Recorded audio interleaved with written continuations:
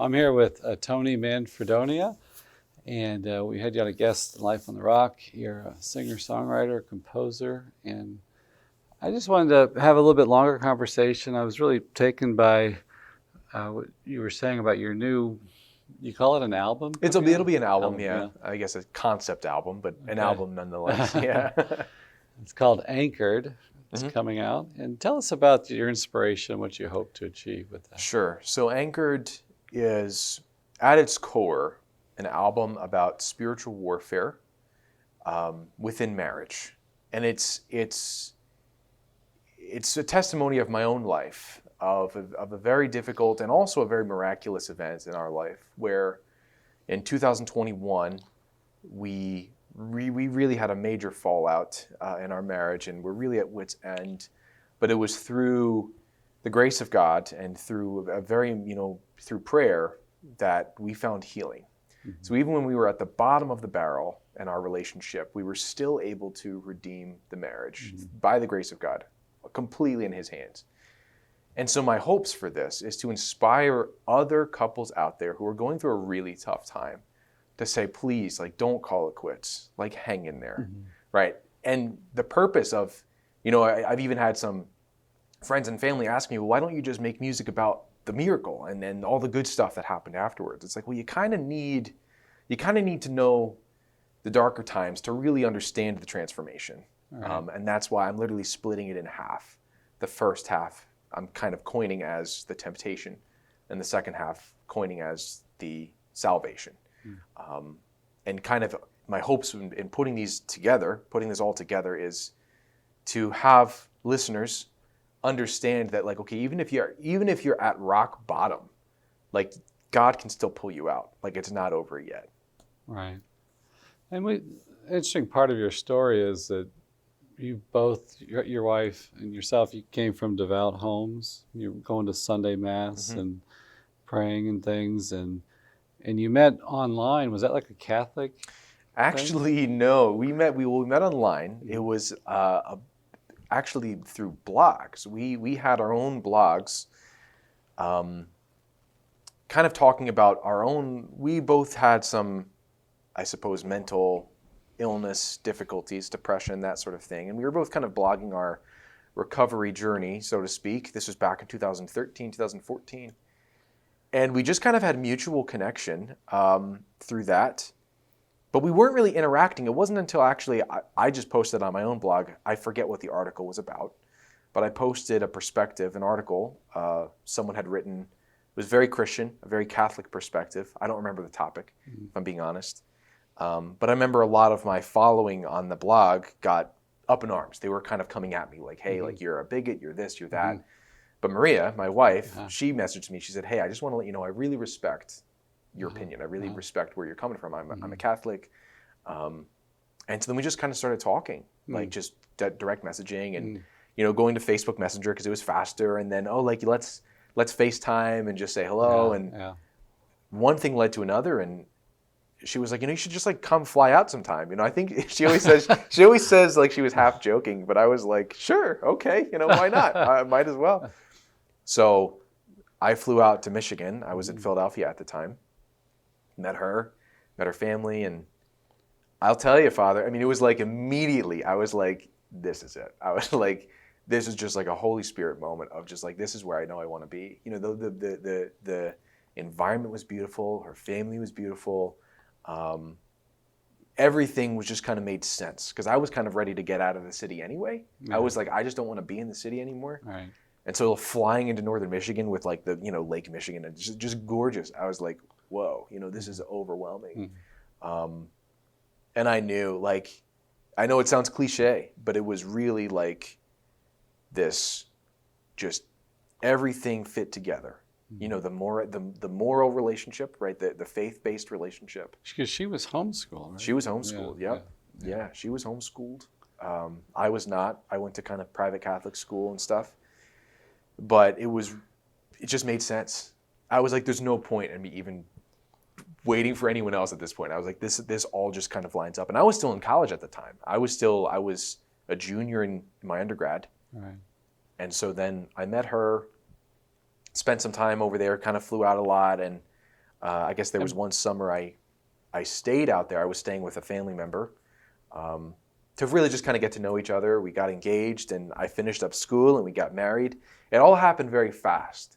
Mhm. But I always think in hindsight that it was like God's hand at work. Right. Because everything she has brought to the relationship is almost everything I've kind of needed to, and continue to need, to really, I don't want to use the word purge, but to kind of break free of some old sins, to kind of, the idea of marriage, helping each other get to heaven. She's accomplished that, and she is accomplishing that continuously. So really, I have full faith. It was like, this was God's hand at work, kind of bringing us together from across the country. Yeah. And you all, like before you went out there, you were Skyping or something, FaceTiming. FaceTiming, yep. Yeah.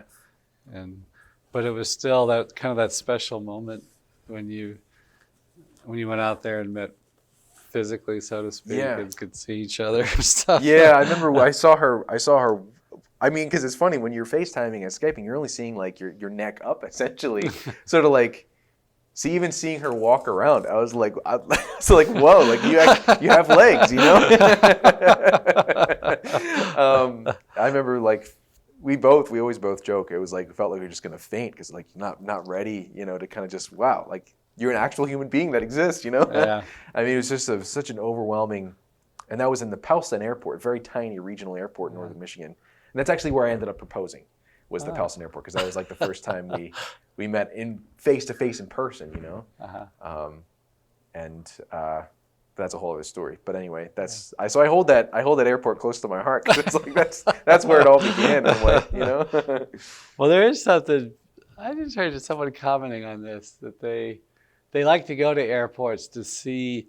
It kind of like reaffirms them about love and things, just because you see like people coming to meet people at the airport, family to receive, and it's it can be a powerful place, In fact, I just saw it. I was actually in Ethiopia, and I remember we flew in. We're exhausted. It's like late at night, and it looked like a grandmother of the family had flown in, and it was just so beautiful to see the family receiving her. Yeah. And just hugging on her, and the grandmother just lit up, like a Christmas tree. Yeah. Like, oh, that's beautiful. Yeah. Well, what did you study at? You were at Temple, right? In Temple Philly? University, yep. I studied music composition, so my degree is in music composition. I just did a bachelor's. I didn't get my master's, because I really just wanted to, in the music composition world, it's very much like, if you want to do continued education, it's so you're going to end up teaching at a university. I just wanted to write music. Mm-hmm. So my goal was like, I just want to improve how to write music. I don't really need a master's degree, Most jobs in the music composition sphere, when they're hiring you to make music for their soundtrack or their film or whatever it is, they just want to know, does the music sound good? Like they don't care about what's on the paper. Right. So for me, I just did a 4-year music composition. Mm-hmm. And that's kind of been my bread and butter ever since. And you're a music director at a parish. Yep. You're an organist, and but you said the music you write for video games and stuff is kind of like pays the bills, right? Yeah, it really does. Yeah. I mean, I would say they both do. I'm full disclosure. It's a salaried position there as a music director, but I would not be able to support my wife and, God willing, our future family with just that. Like, I needed something supplementary, and so that's what media music, making music for games. I don't really do music for films so much. I did a little bit of that early on, but it wasn't a good fit. Yeah. But my style of music tends to work well for games. And maybe describe that, because I kind of checked out with Pac-Man and Asteroid and Defender. Oh, wow. So. Yeah. Oh, it's come a long way too. Yeah. I mean, video game music has come such a long way. I would equate it to now. What's happening now in the world of video game music is very similar to what was going on in film music during like the 70s and 80s with like Star Wars and Indiana Jones, where it's become very realistic. It's become people. I mean, now, even myself,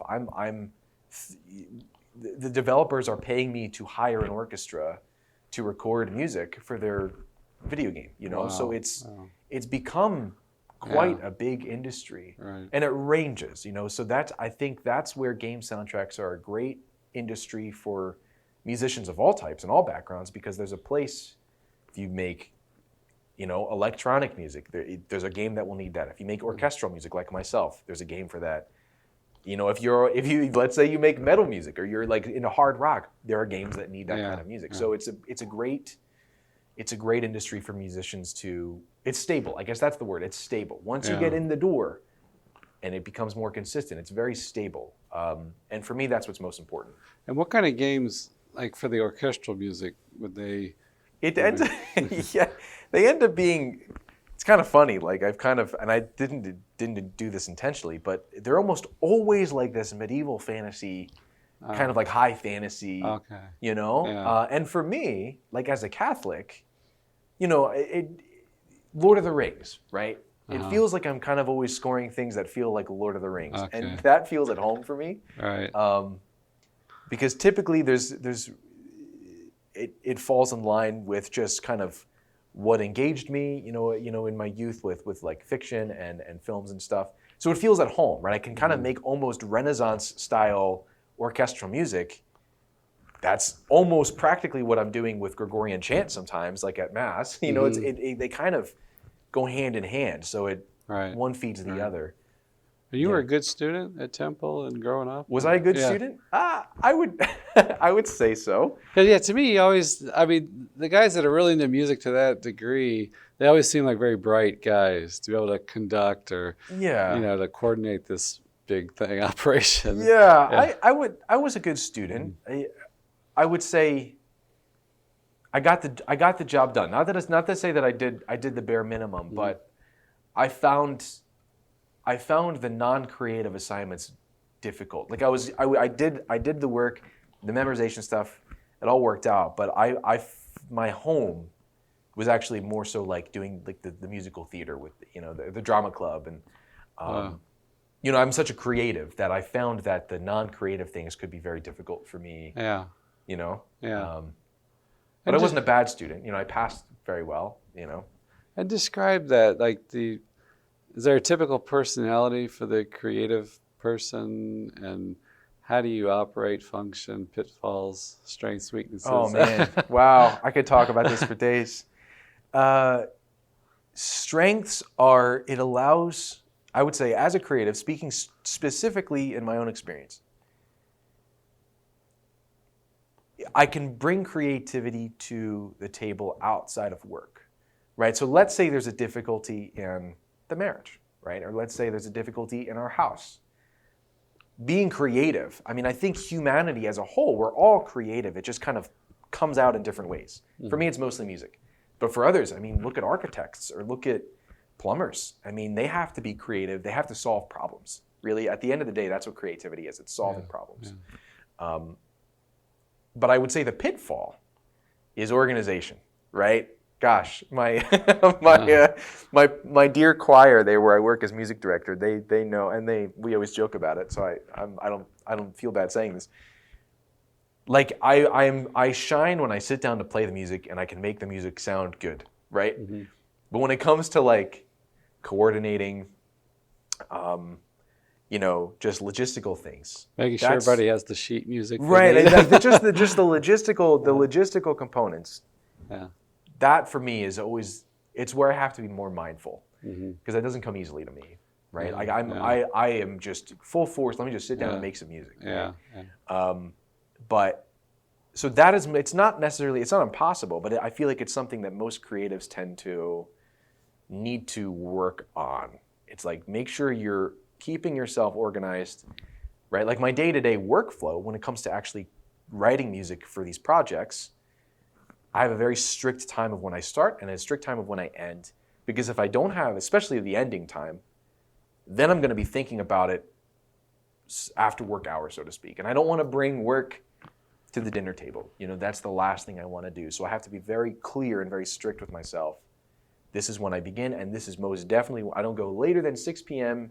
because that's when me and my wife have dinner, hang out, spend time together, maybe go to a family house or something. Yeah. So, and this is something like I hit up against, like preaching. You're having to come up with a homily, and I often tell myself, get a process, get something that you can do almost. I studied engineering, like plug and chug. Yeah. You know, you just crank out the answer, you get the formula, whatever. But I haven't. I mean, there's some things like, you know, read the passage, just do some research. You don't have an idea, just read some commentaries. You know, so I guess that works. But it's like I find it. I mean, I always think that like with creativity, it's like, can you schedule it? I would say the more you schedule it, the easier it comes, right? I feel like this is something I always try to suggest to I teach privately composition and orchestration and stuff to people online, is if you're kind of waiting for inspiration, it may strike, but if you're being paid to do it and you have a deadline, you can't wait around. Yeah. Right? And so I find that the more I schedule my time I started writing, I sit down to write music at 8 a.m. Is everything like great every single day? No. There are definitely days where I'm like, gosh, where is this piece gonna go? This track for this client, it's due in a couple of days and I'm really just struggling to get it out. Those things happen. But I find that the more consistent I've been about it all these years now, well over a decade of writing stuff, the more consistent I am, the easier it is for me to just kind of sit down and start making music. It's almost like my body or my brain is kind of trained to, well, here's the inspiration starting at 8 a.m. Because I've been consistent. Yeah. Now, that's not to say either that there are definitely late nights where it's like, I wish I could just turn it off. Where it's like, oh, there's a great idea, but I'm in the middle of dinner out at a restaurant, you know, like I can't just leave, you know, and, you know, there's the idea. So one thing I will do is I will keep, you know, we have a little kind of notepad in front of us. One thing I will do is keep a little kind of sticky note in my pocket.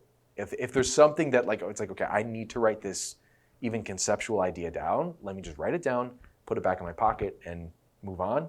Or in the case of like more melodic or more, you know, musical ideas, the iPhone, as much as I don't like just kind of pulling out my screen at random times, if I'm on a walk or something and an idea strikes, or if I'm like, you know, in the shower, it's like, I feel like the running joke amongst composers and musicians is the idea strikes in the shower, but you forget it after you come out of the shower. So like, I know it sounds silly, but I will have it in a dry spot offhand just in case there's a little melody that strikes me.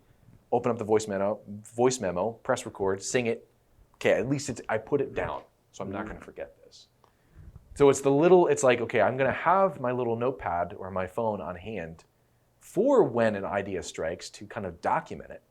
But am I going to sit down and flesh it out in that moment? Probably not, you know? Right. And the fleshing out, is that like trial and error? You just kind of try this, and just test it? Is that how the... Yeah, I would say it's a matter of, it is kind of like testing of what feels good in the moment. So if it's music that I'm just making, like this album Anchored, the music that I'm just making for listeners, there's no intermediary, there's no client at hand. Like I'm not writing the music to be paid by a game developer, right? There's no one that needs to approve it necessarily. It's from my hands and ears and computer, whatever, to the listener. Music like that, it's almost always, there's kind of this visceral confirmation. Maybe it's the Holy Spirit of like, this idea feels right, and therefore this is what it will be. Now, with a client or, you know, making music for someone else for their project, of course there's the testing that I do on my own side, but then of course there's the approval process, which, you know, the ideal scenario is you send them something and they say, this is great. Keep rolling with this. Fantastic. Great. I'll keep doing this. But there are also times, and this is just part of the process, where I may have an idea that I think is great for their project. So I write it out, produce it, give maybe like a 30-second sample, send it their way, and they'll say, we like it, but it doesn't quite fit the vision for this, you know, whatever it is, this scenario, this level. And so then it's kind of back to the drawing board. So then, okay, their feedback, let me implement their feedback into what I'm doing. So that becomes more of a testing process, kind of a back and forth. It's like with gaming, you might have like the overture of the general introduction to the game. Right. And then like you have the monkeys come at you or whatever. Yeah. So you gotta amp it up at different levels, intensity. And but yet somehow connecting with the main theme or something. Yeah. Oh, for sure. I mean, that's something that I personally love to do is like, okay, what's the main theme? You know, main theme being, you know, when the opening titles for Star Wars comes up, Yeah. there's the main Star Wars Yeah. theme, right? How can I incorporate the main theme for the game into the various components that make up the game? You know, maybe there's a certain point in the story where it would feel really good to incorporate that main theme. So in a way, and I feel like that's why I really shine. That's why I feel like I'm really strong with the games industry, is because in a way, at times it feels symphonic. It feels very much like classical music where, you know, if you go down to sit to watch your local symphony play a Tchaikovsky symphony, there's going to be themes that kind of recur throughout. You know, I would say classical music has such an influence on film scores and game scores because there's you got to keep things cohesive. Yeah. Right? And that's the approach that I'm taking with Anchored, where there's literally, you mentioned overture. The first track in the album is going to literally be an overture, where themes and melodies and things throughout the album are played like you're going to go see a musical, right? And you have the overture, Right. and you hear all the themes from the show. Right. And I'm struck too, like with movies, how important the score is, and just like to set the mood, like at times to understand, like what is the director, what does he want, what is his intention with this scene, how do you interpret what they're saying? Right. Because sometimes I find too, it's like you're watching a movie, and maybe it's like more independent films, but it's like the dialogue to me isn't clear. Like, what is going on here? Where's this character at now? And it's like, and sometimes the score's not there to lead you to the proper feeling. But it's just so important. And you told me something before the show yesterday that struck me about the subtlety of movie scores. Can you talk about that? I thought that was interesting. Sure. Yeah, they often say, and this is actually, if I'm being honest, why I struggle with film scores, because if and when people listen to Anchored, they're going to be like, this is definitely not subtle, right? Then in film scores, they often say that the best film scores, for certain types of films, of course, the best film scores are the ones that you don't really know are there the entire time. You know, maybe you know they're there. Of course, the beginning of Star Wars, it's like, wow, you can't miss it. Yeah. But if the acting direction is on point and the set direction is on point and everything is very engaging, it all kind of fits this. They all kind of work together. That sometimes you're not even paying attention to the music, but you know it's there. Right. You know, those film scores are the ones that are very effective. Yeah. And obviously, like action sequences, for example, where there's not much dialogue, the composer has way more room to kind of get more complex and more intricate with the music, because it's not going to distract from anything.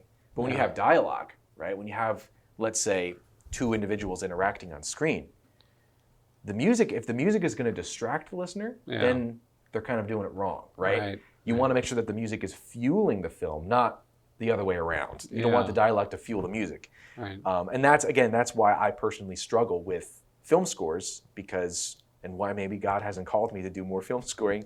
It's because I just like to kind of get in the face of the listener. Like, here's the music, like that's where and games, you can get away with that much more easily because a lot of times there's not even voice acting. It's just text boxes. And maybe there's not even any dialogue at all. You're just literally walking around or solving a puzzle, whatever you're doing in the game, where there's literally more space, more auditory space for the music to kind of come through. Right.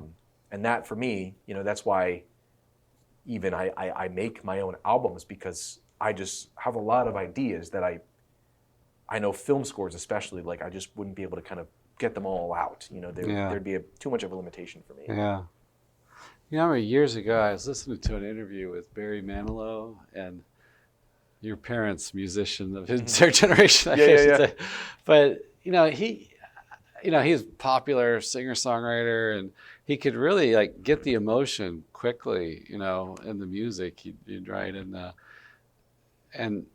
I remember he was saying, if I remember right, that he was doing these commercials, right, in the beginning of his career. And it's like you had whatever it was, so many seconds to get that emotion, and he did a lot of it, right? And because it's something you hear that's like, if you want to go into this field, just start doing it, right? Like M. Night Shyamalan just started making movies when he was a teenager. I saw one of the clips of something he did, and it wasn't like, oh my gosh, this guy's gonna be a great filmmaker. No, it looked really kind of crummy. What I saw. Yeah. He was a teenager, but it was like, it just made me think about how important to get out. Well, the Irwin brothers, they do Christian films. They're Protestants, right?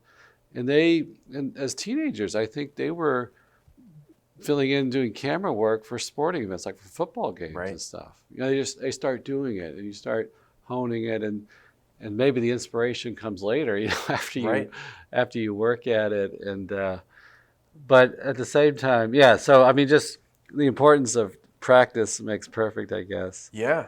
But too, I thought just like getting that emotion, because that's stirring whatever it is of music that. And it takes time. You mentioned it takes time. Like, in fact, my wife and I, just for giggles, we a couple weeks ago opened up. I mean, I still have like my very first anything, from when I was like 16. Yeah.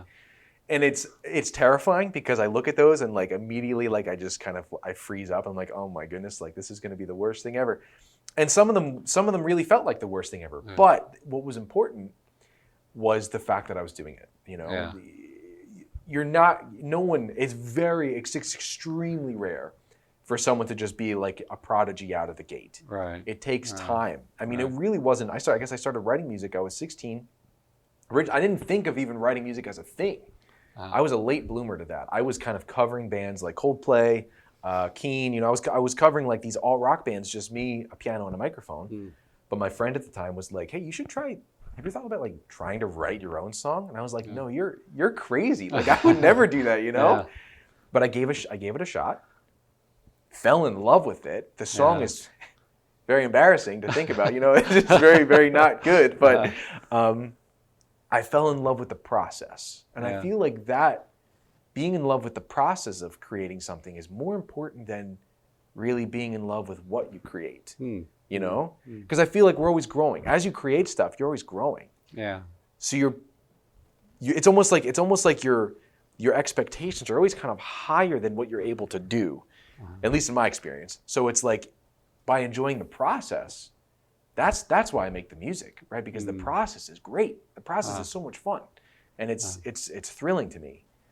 But I can definitely state that if I listen to even things from 2-3 years ago, I'm like, wow, I would change this, I would change that, because I'm always growing. Well, it's interesting you said that, because in this one interview with Barry Manilow, the interviewer asked him, "So when you hear your stuff on the radio, what do you hear?" And he said, "I hear the mistakes. Yeah. I would have done this differently."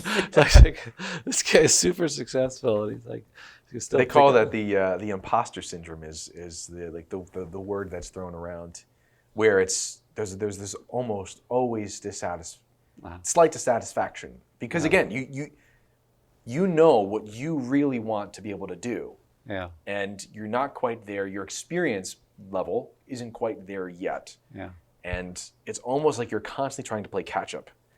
So it's, in a way, I don't want to use the phrase "fake it till you make it," but in a way that's kind of a never-ending phrase for creatives, because it's unanimous. I don't know a single creative who I greatly admire who says, "Yep, I know exactly what I'm doing." Like no one will ever say that, because they don't believe that. Yeah. You just keep doing it. Maybe people are paying you to do it. Okay, I guess I'm doing something right. You just kind of keep going. And to enjoy the process means like when you come up with something, it might be incremental. That's what's rewarding. That's what's fulfilling. Yes. It's like coming up with bits and building organically. Yes. And of course the conclusion process, like when you finish something, that's obviously very rewarding too. There's like a dopamine spike there too. But by just the process of coming, here's this idea that I have that I'm plunking out on the piano. Now let me make it for an orchestra and send it to an orchestra. And I do a lot of remote recording with orchestras out in like Eastern Europe, like Budapest and Macedonia, just because their rates are better. Like they're just more affordable, and you can kind of zoom in, and they do it remotely. So I do that a lot, and like it strikes me like the process of here's this little idea that I had of a melody. Okay, I harmonize it. Okay, I orchestrate it, and I bring it to all these musicians in a room to record it. Like that, considering, especially like when you're dealing with so many like human beings and so many musicians to make something come to life, like that to me is just beyond, like it's just incomprehensible how amazing that is. It's just a beautiful thing, and I don't say that in a selfish way. I say that in a way of it's just beautiful to see so many people come together to make something happen. Yeah. You know, not only in the process of creating the music, but in the process of, let's say, even performing the music and connecting with the people there, Right. moving their hearts potentially, Right. you know, making them potentially even reconsider things. You know, that's why, not to get too off on a tangent, but that's why I wrote so many soundtracks and worked in the game music world for so long that I was like, I feel like I just need to tell more of my marriage story, my faith journey through my music, because in a way, I don't want to just be making music for a paycheck for the rest of my life. I want to make sure that I'm using my gifts, my God-given gifts, to hopefully inspire others to maybe even learn from my mistakes. Right? I'm gonna sing about my mistakes in hopes that a husband or a wife or a spouse or someone out there says, I'm glad he's saying this or singing this because I don't want to make that same mistake. Right? Yeah. Because that's at the end of the day, like that's what matters is our journey to heaven, right? That's what matters. Yeah. A paycheck is a paycheck, and I love making music for games. I really do. I really love it. It's just there was a point, I guess maybe during COVID, when my origins as a singer-songwriter, how far I not really went away. Why I really did go away from that. I went through like the classical music curriculum and did a lot of concert music and you know, got into game soundtracks, you know, because the money was good. And that it was in 2020 when everything shut down. And it was like, well, it's just me, myself, my wife, and a piano. It's like, well, okay, yes, I still have these projects, but I have so much more time. I really miss my origins as a singer-songwriter. I really miss that. And so now that it was during 2020 when I kind of started coming back to that, but infusing that music with everything that I learned from the classical music world, the orchestra world, you know, the production side of things for game audio. In a way, it almost feels like God was kind of putting me on this journey, this very large circular journey of kind of coming back to where I began with all this new knowledge, right? All that I studied, everything that I've learned through classical music school and the game soundtracks, to now funnel that into my singer-songwriter type of music. Yeah. And there was a connection to Coldplay style that you liked? Big time. Yeah. I grew up. I am still such a diehard Coldplay fan. Yeah. I don't know if you've ever seen even their live concerts they do now, but they're these massive stadium shows and with like fireworks. Yeah. I mean, just beautiful experiences, and their music is well designed. And I think what's always drawn me to them is how varied they are. Right, kind of like what composers have to do, right? Composers for films or games or whatever, they have to be varied. They have to be able to, okay, one movie might need an adventurous medieval score. Then the next month, they might have to make a score that's a little bit more intimate for, you know, a rom-com, for example. They have to have that versatility in order to kind of make ends meet. And Coldplay has kind of done that in their own way. Each album has a distinctly different sound. They have one album called Everyday Life, released back in 2018 or 19, I think. And there's like gospel in there, there's a choral piece in there. And you think, when people think Coldplay, they think just kind of like alt rock from the 2000s, but that album just really brings you through just this stylistic variety. There's like doo-wop. I mean, it blew my mind and continues to blow my mind. It's probably my favorite album of all time because there's a versatility there, there's a variety there. And that to me, for me personally, is an inspiration because that's kind of what I'm doing now with Anchored. That's kind of what I'm doing now with, even in the game music world. I'm asked to make all kinds of different music. Yeah. And so for me, that's the driving force of, and why they inspire me so much. You know, I'd always hear about them and every now and then, but this past Winter Olympics, they had the American couple. Was it Anna Kiram? I can't remember their names now, but they were kind of struggling, and they skated to "Fix You." Oh, great. Okay. and they were, I think they like on the team performance or something, there were some struggles, and then they were doing their routine or whatever one more time, and they nailed it.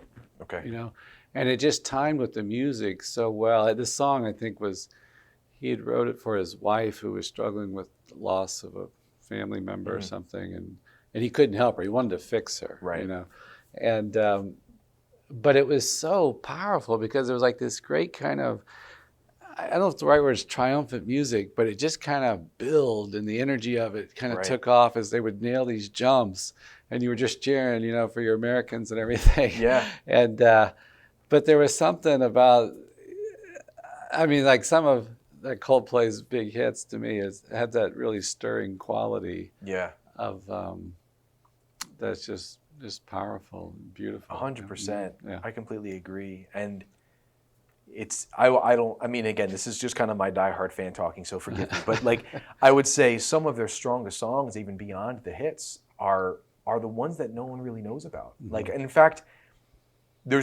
I don't know. I mean, I don't know his heart, and I don't know where he is in his faith journey, the Chris Martin, the lead singer. But, you know, there's a very holy quality to some of the songs. Like there's one that's called "When I Need a Friend," and it's this it's very choral. It's like you're sitting in a cathedral. It's beautiful, and he's singing "Holy, Holy, Dove Descend," and I'm like, okay, like where, like, are you thinking about the Holy Spirit? I mean, it seems very clear, right? And so I don't know where he is, and I cannot make any judgments.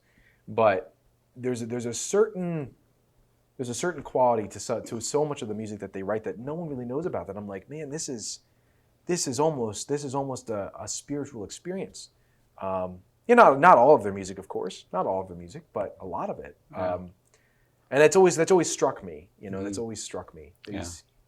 He's not. I guess he'll even use the word God in a lot of his songs, where a lot of mainstream artists won't even go near that. You know, he's kind of not afraid to even include that on a little bit. You know.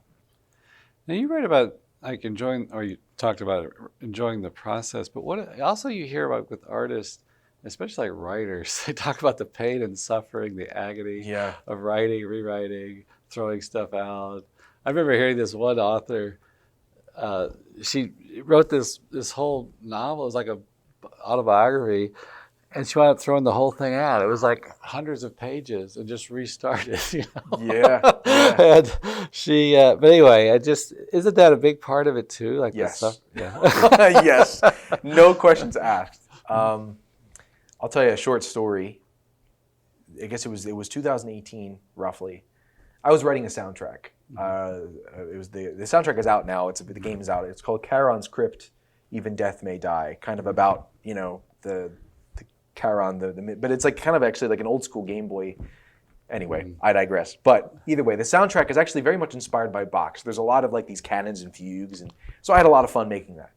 But at the time, my wife's health was at an all-time low, and this was kind of maybe it was this project and one. I was only working on 2 projects at the time, and money was of course really tight, and so I went into this project thinking like this has to be something big. Like I have to make sure that this thing kind of sets us on this huge path to success. I put a lot of unneeded pressure on myself to make this one thing as good as it could possibly be, to try to make it perfect, which is impossible. And so I would go back and rewrite and revise and tweak this and tweak that. And what's funny is that for most of that soundtrack, the developers loved the first drafts or the first iterations. We love it. Move on to the next one. And it was like, but I personally wasn't satisfied. And it became the biggest inhibition I wasted so much time, if I'm being honest. I wasted so much time trying to improve something that, according to the people who hired me to make it, didn't need improvement. You know, so it was very selfish. You know, it was very like, okay, they like it, they're paying me to do it, but I'm not satisfied. Right. You know? And so that became a huge barrier where I could have been using that time to work on something else or to even find more work elsewhere. And so that year was very much a learning process of like, okay, it's okay for things to be imperfect. Sometimes you just have to move on. Right. Sometimes you have to let things be where they are and move on. Because that was a major pain point, but I would say the day-to-day pain points are like trying to turn the brain off at night. Yeah. Like that. Like, I wake up at 3 a.m. and it's like, no, you got to go back to sleep. Yeah. But it's like, there's that Yeah. idea churning. It's Yeah. like, okay. And there, of course, there are some frustrations. Like there was just a couple weeks ago, I was working on a track for a game project, and developer didn't like the first version, developer didn't like the second version, developer didn't like the third version. I'm like, oh, like I'm going back to the drawing board now 4 times. And it can be frustrating. Yeah. But it's really just kind of making, okay, well, they hired me to do this. I got to show up. I got to do my job. There's the frustration too that maybe they don't really know what they're talking about in terms of like music quality. Stuff. Yeah, and sometimes that can be, that is, I would say, a soft skill that like most composers kind of have to go through. It's like, okay, we gotta figure out this communication. Because in fact, this developer, there's a little bit of an English barrier to begin with. So what I'm trying to do with them is to say, hey, find as much music as you can in your own time, no pressure, that kind of sounds like what you're looking for. Right. Maybe from other soundtracks or from even, artists that you like. What about these reference tracks do you like? Because that will guide me. Because, if the English barrier is already kind of a thing, they might not know how to speak music necessarily, but if they can show me what they like and why they like it, that'll at least guide me. Well, my image here is like a computer nerd that might not be that musical. Right. And how is he communicating? Right, exactly. And it varies. It varies from person to person too. Yeah. Like I mentioned Charon's Crypt, like they were very musical and they would get very nitpicky. For better or for worse. They would say, okay, this one note at this one timestamp is a little too loud. And I'm like, okay, great, that's actually really helpful. And there are others that are no matter what they say to them, they're just like, sounds good. And I'm like, are you sure? Like, do you want to tell me anything else? Is there anything you need? Yeah. And then, of course, there are developers who really struggle to communicate what they need. And that's where I really just say, hey, take some time, find some stuff you like for this specific need or for this specific track. Let me know what you like about it. So they'll usually say something, okay, like at 1 minute and 30 seconds, I really like that instrument. Let's say it's a flute. Yeah. Okay, well, I know that they're going to really want a flute then. Yeah. So it's kind of learning to communicate. Yeah, is whatever. part of the process. Yeah, because I would think, too, like maybe they're not sure themselves. Right. And like they're hunting and whatever and singing. And that's, you have to be patient. And that's something that composers for media will learn in time. It's like you got to be patient with them. Yeah. One thing, and I don't know if this is an apt comparison, but like, we preach like on a Sunday. I might go to a parish and I might have several masses. I might have the Saturday vigil and 2 masses on a Sunday. And sometimes I'll say, well, great, this will give me great time to improve the homily, right? I'll have the first thing, which is always the roughest. But sometimes, like when I've sat down to actually rewrite it or something, to me, I don't think it's really improved. Right.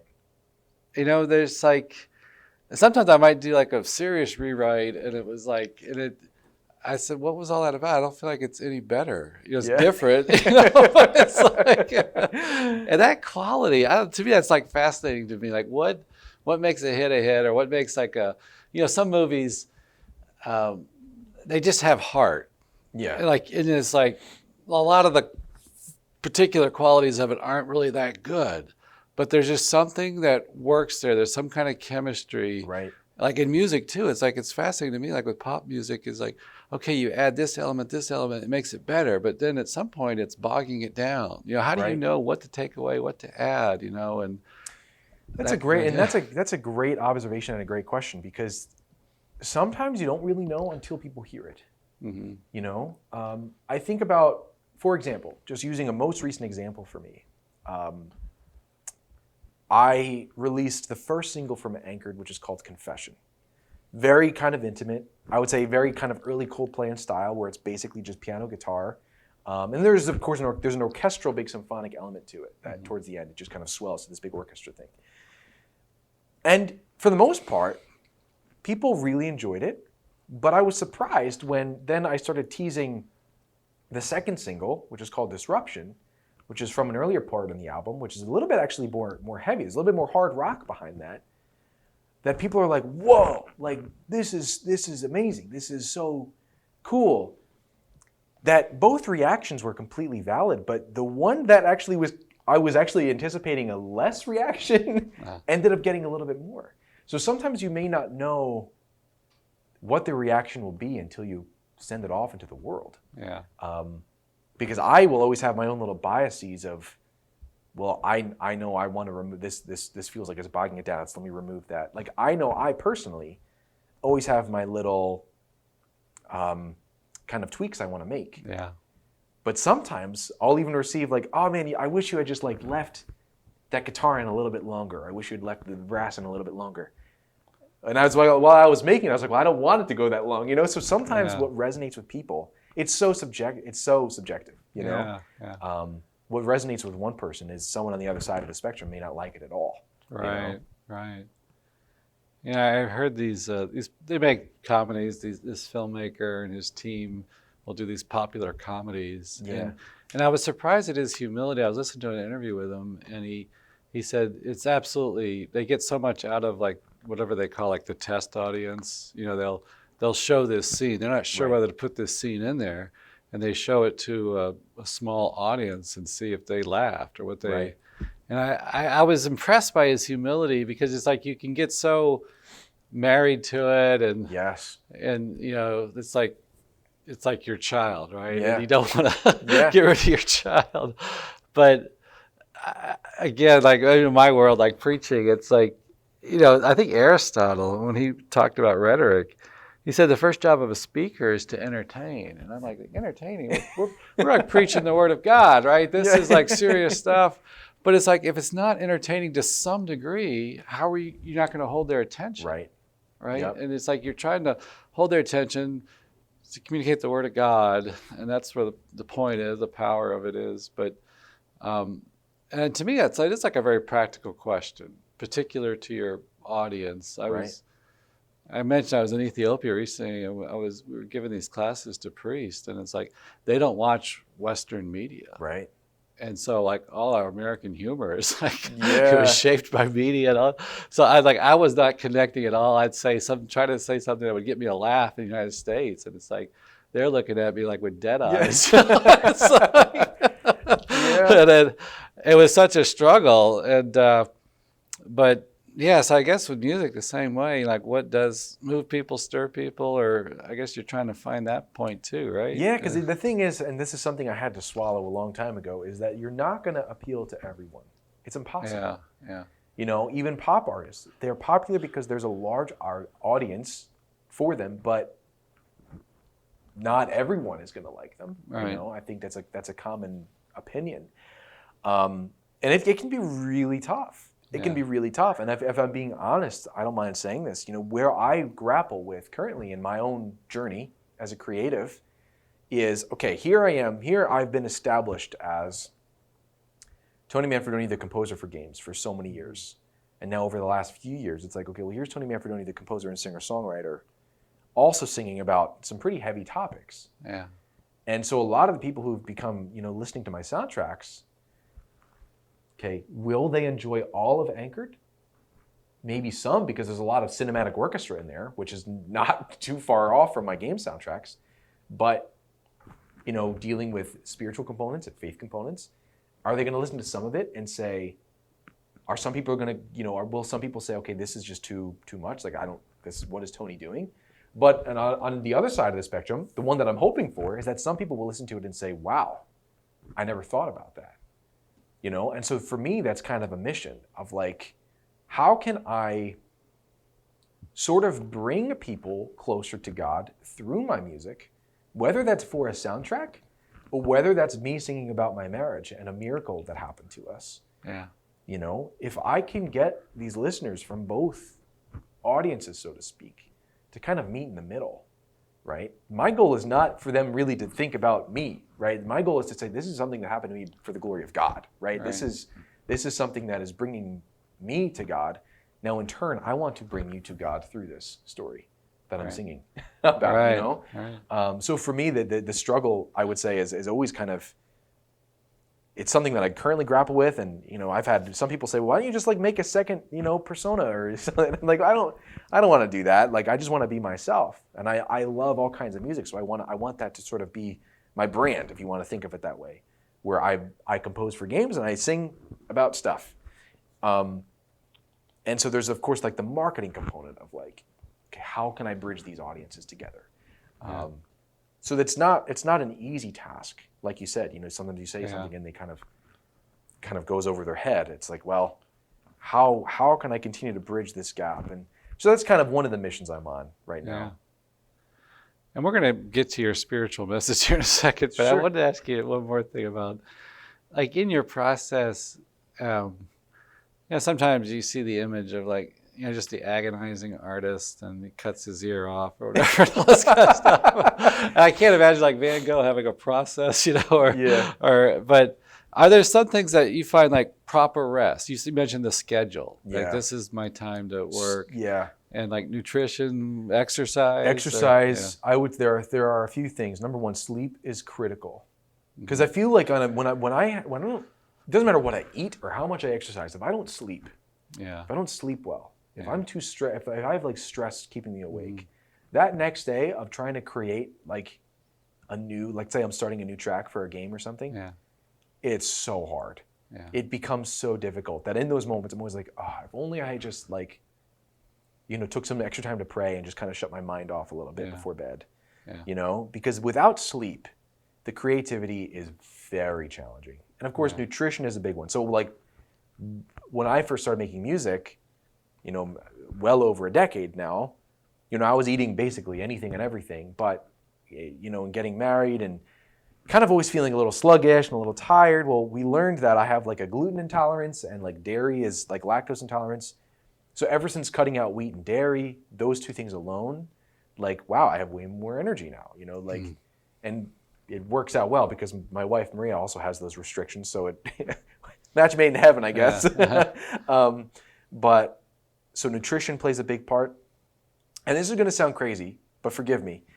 But cold water, so cold showers, ice baths, like going into Lake Michigan in the winter for me, that for me is a good reset, right? So when I'm really stressed, taking an ice bath, taking a cold shower, that will turn anyone's brain off. You're not going to be worrying about money when you're just sitting in cold water, So like for me, that is a good, I do that practically daily because that for me, that is a nice, people have their coffee. I love coffee, but it's taking a cold shower or, going in a cold river, whatever it is.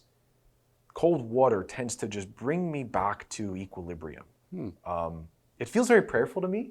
Like it's actually kind of nice now that I'm used to it. Like it's just like kind of out in nature, like freezing and in a good way. I know what that's mean. I know it sounds crazy, but it's how can you ground yourself? And of course, starting my day with prayer and ending my day with prayer and praying throughout my day, that also always kind of brings me back. Okay, as soon as I start worrying about, I have all these things to write, I have all these things to do, like I don't know where the money's going to come from. Whatever it is, we all have those stressors in life. But being able to kind of take it moment to moment of like, okay, how can I glorify God in this moment? That's to me those are the most grounded days I have. Right. Is if I'm like, I'm gonna start this task. How can I glorify God with this task?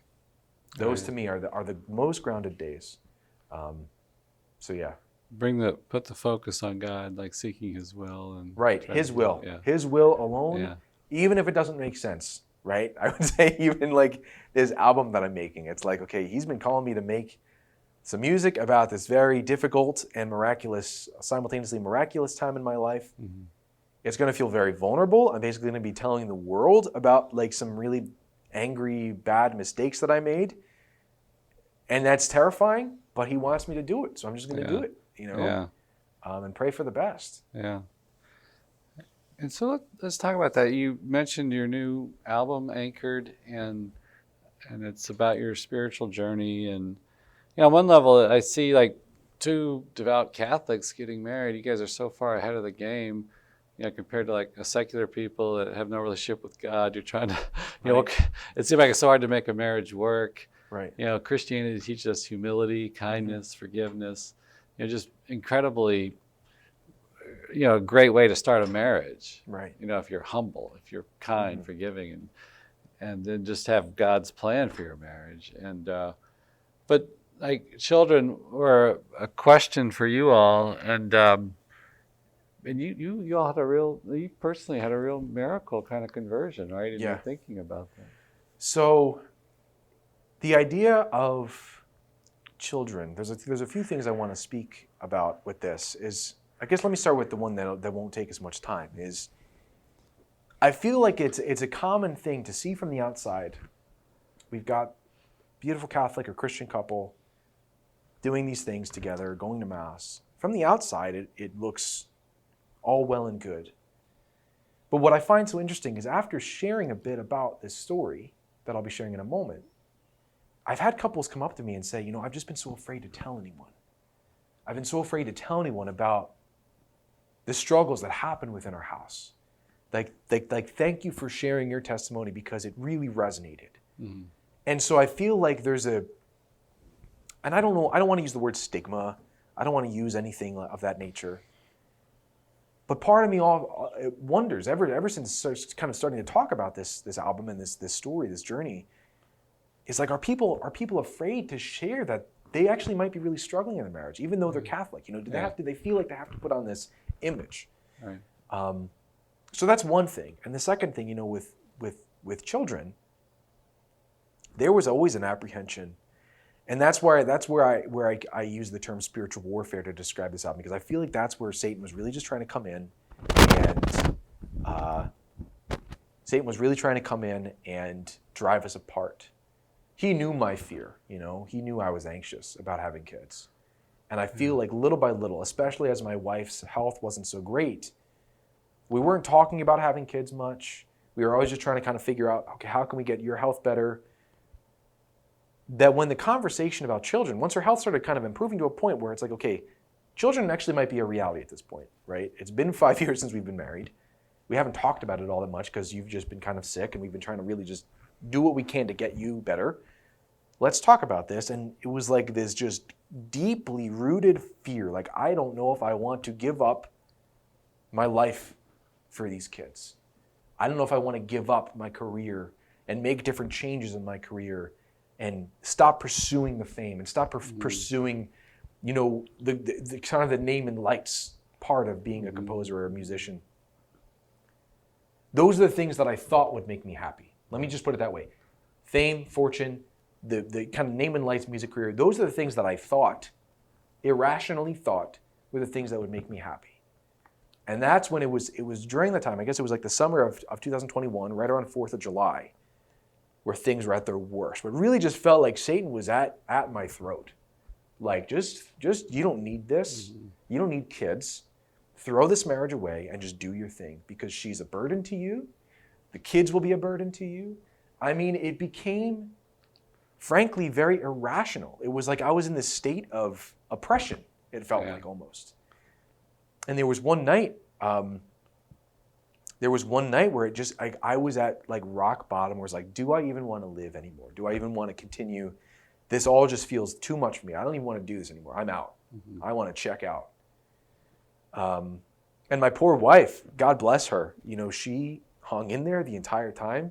She was always trying to help me through this. She was trying to just talk me through this. And it just, there were these shouting matches. There were these just horrible. And that's what the song Disruption, the second single from Anchored, is about those shouting matches. Just this horrible, just at each other's throats, verbally. And it was so unfortunate. My dear wife kind of hung in there, and it was I was at rock bottom. I was questioning my own existence at that point. And in an act of desperation, I was like, okay, Lord, like, I'm frozen. Like, I need you. Like this, I had a choice. I could turn to prayer, or I could turn to something else, So I turned to prayer. I said, Lord, I need you. I don't know where I'm going. And that's what the first single, Confession, is about, that moment. I don't know where I'm going. I need you. Mm-hmm. And so I ended up, I just kind of had this inspiration to call my pastor, Father Peter Wigton, my boss as well, I guess, as music director over there. And he said, you two just need to go pray. Go pray individually, and then go pray together. Mm. So I prayed, and Maria prayed in different locations. and she got this call to write me a letter. She was like, it just felt like the Holy Spirit was instructing me to write me a letter because all of these conversations, all of these arguments weren't getting anywhere. So she said, maybe something in writing will help you. Yeah.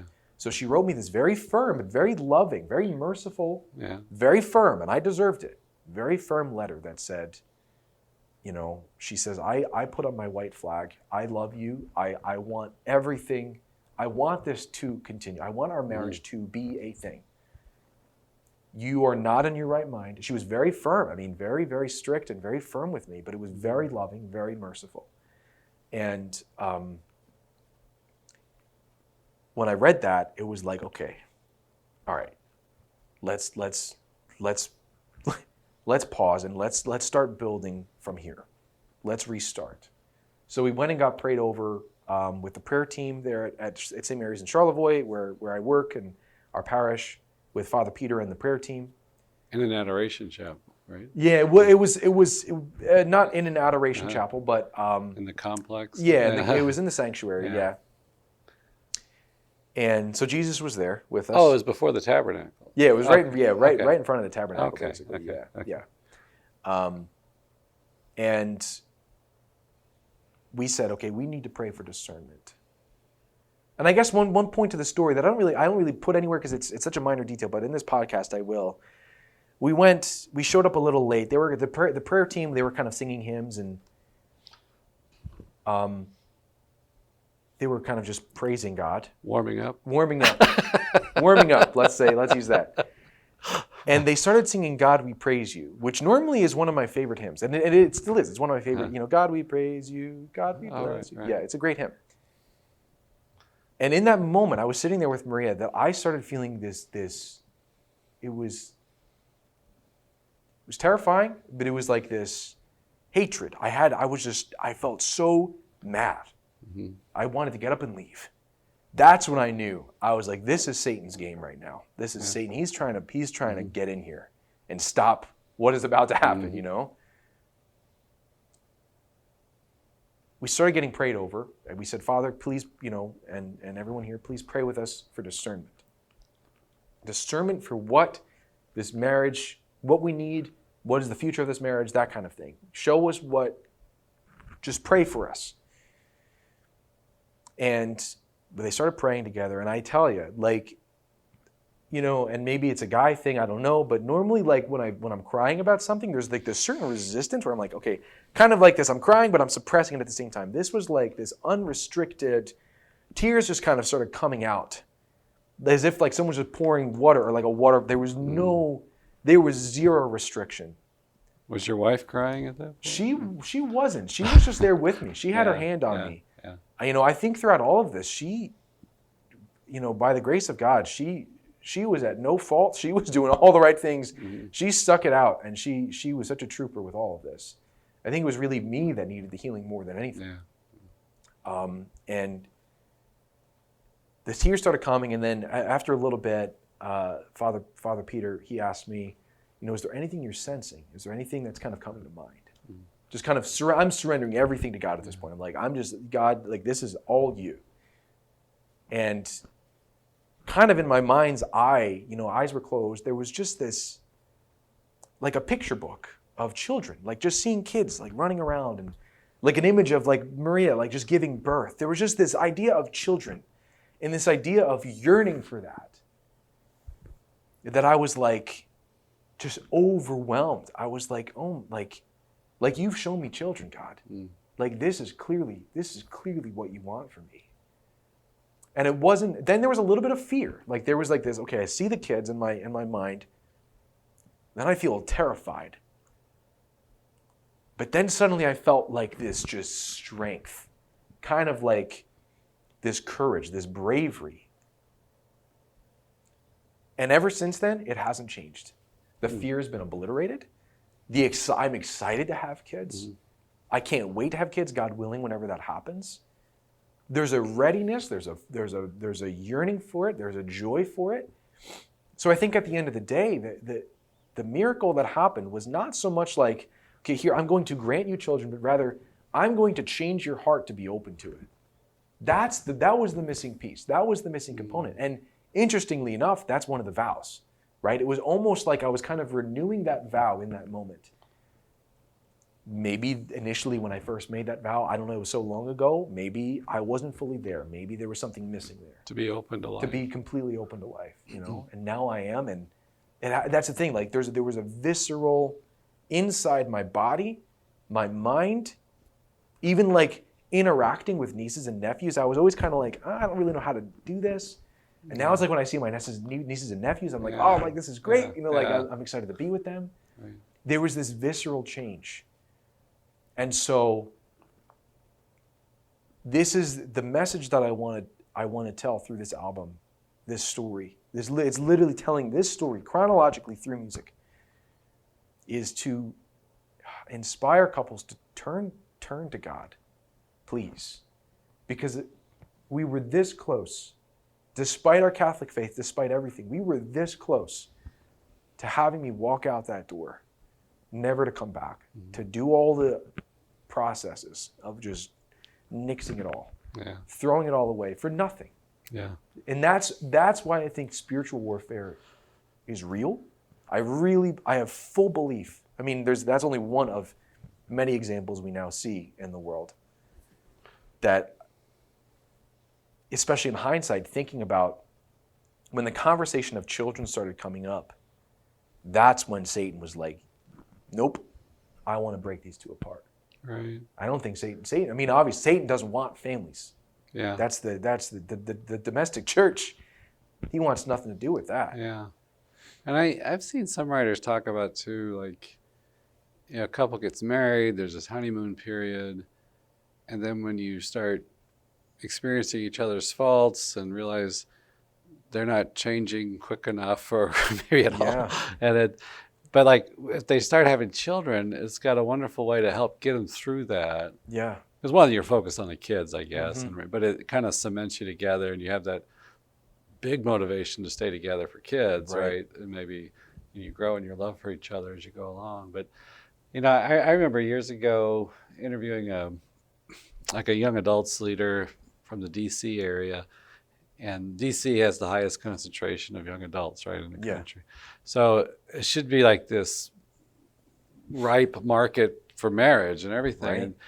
And this leader herself very much wanted to get married, but what she kept coming up against was you'd have like these devout young men, but they were afraid of marriage family, like providing for the kids, and even though they'd have a good job, still cost of living's high in DC, and they were just overwhelmed by that. So they kept putting it off. Said, "Well, let me get my career a little bit further along. Let me get a little more established." Yeah. They're getting in their 30s, late 30s, and she was so frustrated with it, Well, and that's, I mean, even now as we talk in this conversation, I mean, I'm not going to deny that trying to even support two people as a musician is no easy task. Right. But I think through this, whether you want to call it a miracle or whatever it is that happened, I believe it's a miracle that happened for us, for me.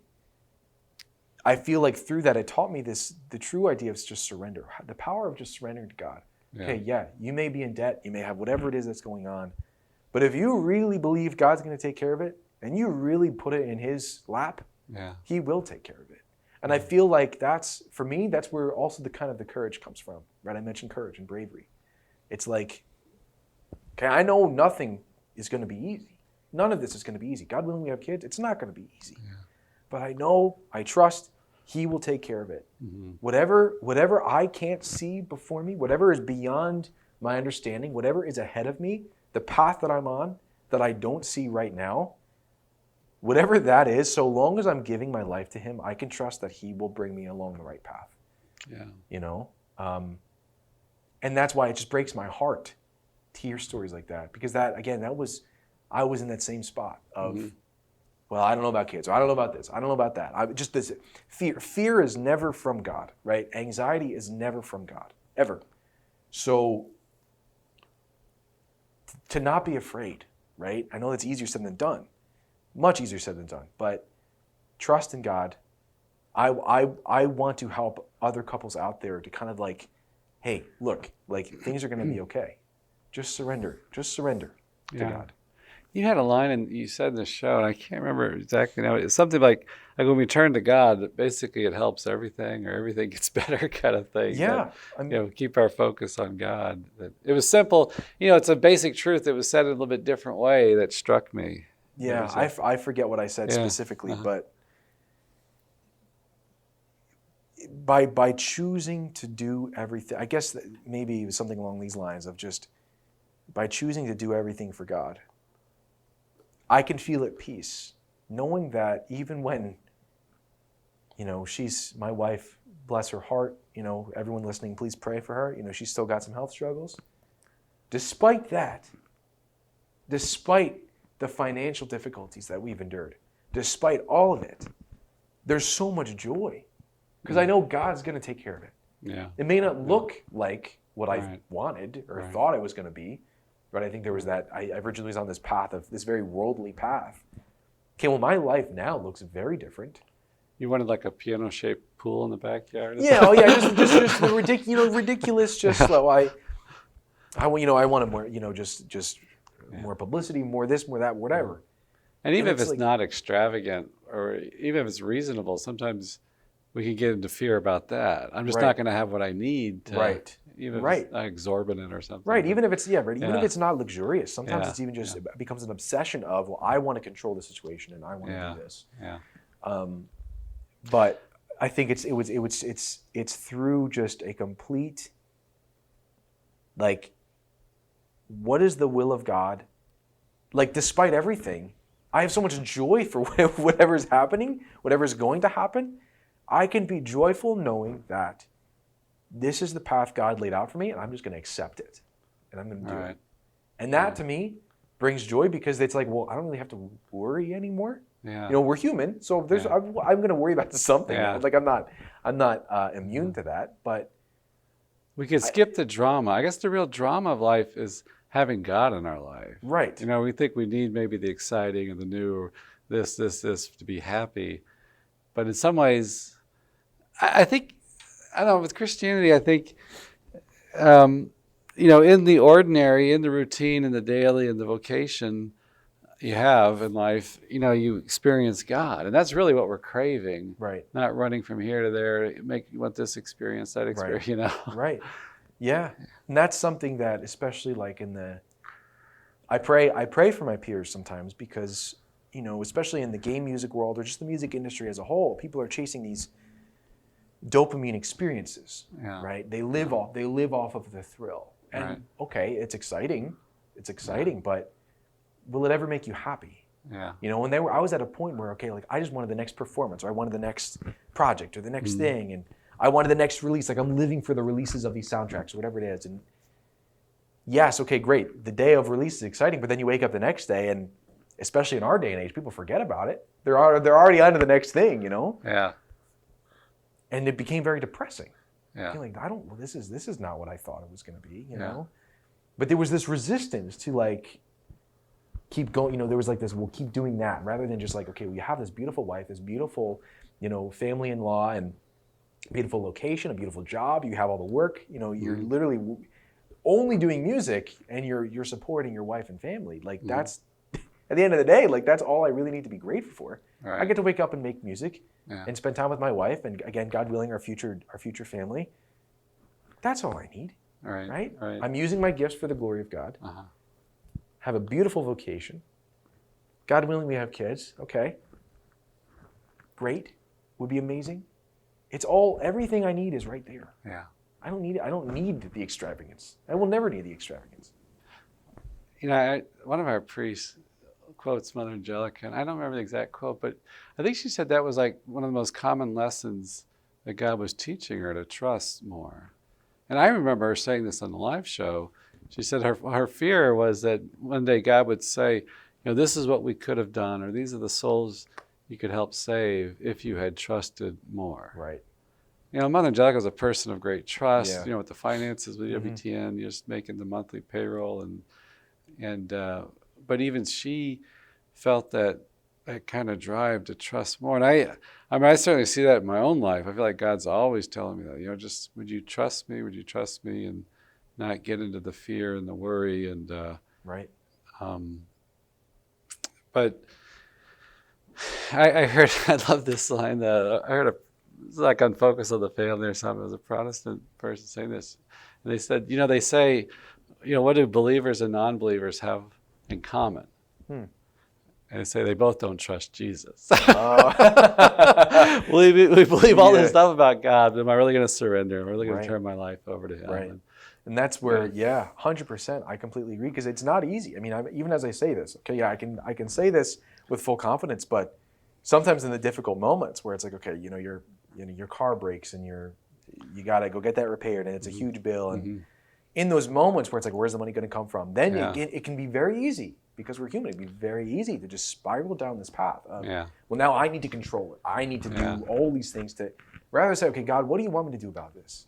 And well, funnily enough, I would say for me, this Lent especially, I mean, everything I'm saying is, it's all very related to what's going on now. Like my car literally, like last week, like the power steering needed repairs, and then and it just became like this gigantic bill. And it's like, oh my goodness, what am I going to do? That my Lent this year has really been like, just trust in me. Don't worry. Keep going. Just wake up, do what you need to do that day, and I will take care of the rest. Yeah. And that's been hard. I mean, it's been hard, but it's what we need. Yeah. Because it also brings peace. Right. If you can really lean into it, if you can really, one of the lyrics for a song on Anchored the song is called Visions from God, which is very much about that moment of healing, the moment of prayer. It's going to be this big orchestra thing. That one should be out in either late April or May. I haven't solidified the date for that one, but that song, that single, will be very much about that moment. And the lyrics are actually quite simple. The lyrics for the song repeat over and over. I'm letting go. I surrender. I'm letting go. I surrender. And there's a bit of, Lord, please show us what you have for us. And I see children. There's that whole story that happens. But for the most part, the tail ends of the song are, I'm letting go. I surrender. Yeah. I let go. Because really, it's such a cliche, let go and let God. It's such a simple phrase. It's such a cliched phrase, but it's so important. It's so important. And it's hard. Yeah. It's simple, but it's hard. Right. And your wife had her own journey, right? Like in fear of children, maybe with her health, right? You said having the strength to be a mother and be there for the kids. 100%. I mean, and that's something that, as she continues to recover from her own health difficulties, I'd say it's still a continued part of our prayer, together. Right. Like praying for her, especially for her courage and her health ultimately. Because I mean, and I think anyone can relate to this. Like if you physically don't feel well, if you physically struggle to even get out of bed physically, it's like, even the sheer thought of like sometimes even like going to work, it's like, gosh, how am I going to do this? Yeah. So I can't blame her for those fears. But I think through, I guess what I'm trying to say is, even through my own knowing that I have the willingness and the openness now, especially, and the courage and the bravery and the eagerness, that has exponentially taken her previous fears down as well. It became kind of a hand-in-hand situation. Because now she feels like she can really rely on me more, which is important, right? Yeah. That's a very critical thing in marriage, I'd say. It's like, if you can rely on each other fully, if you can trust, right? Talking about trust, if you can trust each other, that if one is not doing well, the other will step up, and vice versa. Yeah. That's a very important component. And that was missing before. For sure. Yeah. And you said on the show, like, marriage is about togetherness and children, right? And I thought that's what Humanae Vitae said, the procreative aspect, the unitive aspect of marriage, the two ends or meanings, purposes of marriage. And I thought that was beautifully stated. And I think, when we're facing fear in life, whatever it is, we can get paralyzed. And, some things I've discovered too is, maybe just get more information about it, and I don't know, with kids, maybe, get to know couples that are having kids, they can tell you maybe some of the fears they overcome or something like that. Get some data, some information. And this sounds kind of silly, but like I mentioned, I just got back from this trip from Ethiopia, and I had fear about, they've got malaria, they've got typhoid over there. Right. They've got yellow fever. They've got all this stuff Yeah. going on. And I was going with this group, and the leader of the group, there's a sister, and she was telling me about previous trips she's made, and they've had some harrowing experiences. People get really sick and stuff. And but I knew she wouldn't just like leave me over there, right? Yeah. Okay, we're gonna check you to this hospital. We gotta go, Yeah. but they'll take care of you. We'll write down these instructions for the doctors. Yeah, right. But it sounds silly to me now, kind of in some ways. But it's like I knew they were committed, not leave you in the field, kind of thing. Right. And but I imagine that's what with marriage too. It's like, hey, I'm committed. We've made vows. Right. I'm not checking out of exactly. this, And that's where the tension point was.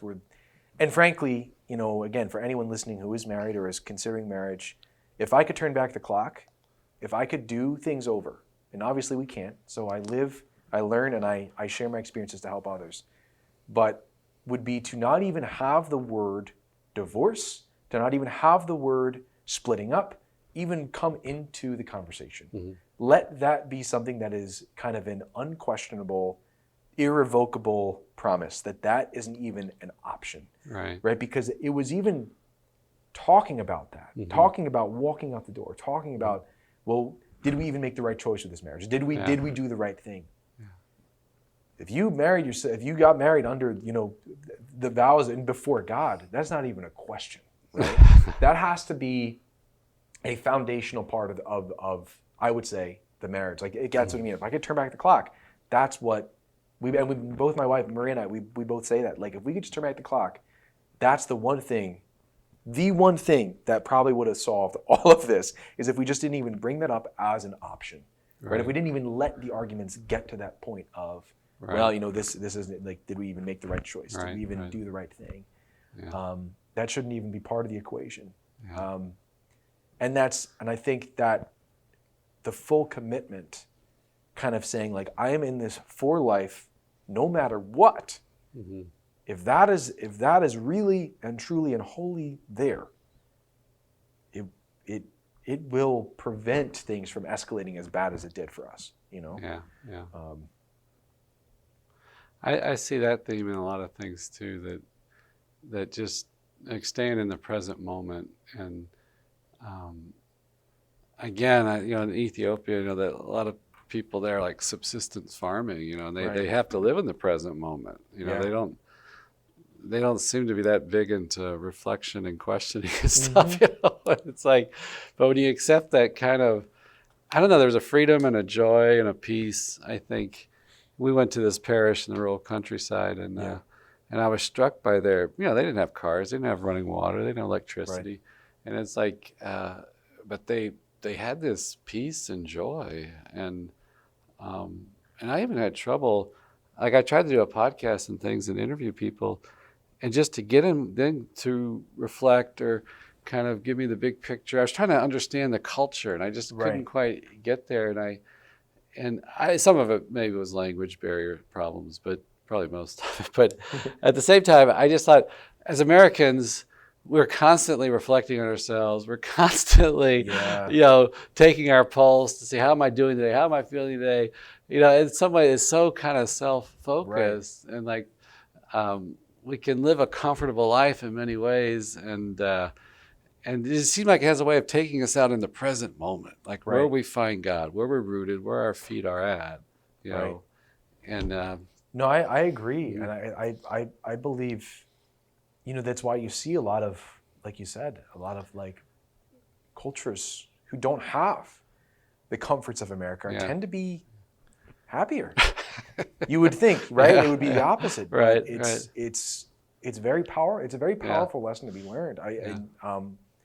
We always kind of say, it's like I feel like America's just kind of become a little too comfortable, right? And that's one of the lessons learned. Again, just as a side tangent, like that's after all of this happened with the miraculous changing in my heart, it's like, okay, well, what can I do to keep myself this way, right? Like, what can I do? Yes, I know, Lord, you're at work and you changed something in me, but what can I do proactively to keep myself grounded, to keep the anger kind of subsided, and praise God, and nothing has ever even gotten close to that point ever since then. And it's funny that after praying a little bit about that and just kind of reflecting, I had two friends come up to me and they said, I've been doing this thing with this cold water. Like I've been going in like these ice baths and these cold showers, and it's been very, very grounding. And I'm like, that sounds cool, So I started taking cold showers, and that's like you said, it brings you back to the present moment of like, you're not really going to be worrying about anything when you're feeling kind of freezing cold. to death. You're freezing, yeah.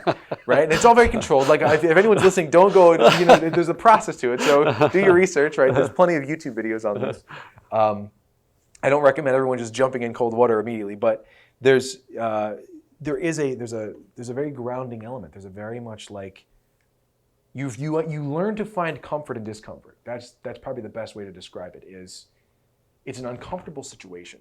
Mm-hmm. Can I be comfortable in this situation? Yeah. Can I mentally, psychologically calm myself down in this situation? Mm-hmm. And what I found that has helped me, I don't like flying, if I'm being honest. I do not like being on planes. Yeah. And ever since doing kind of this cold water stuff, I was able to just kind of, I'm on a plane, I'm 7 miles in the air or whatever it is. And it's like, okay, I can keep myself grounded, right? This is uncomfortable, but I'm good, right?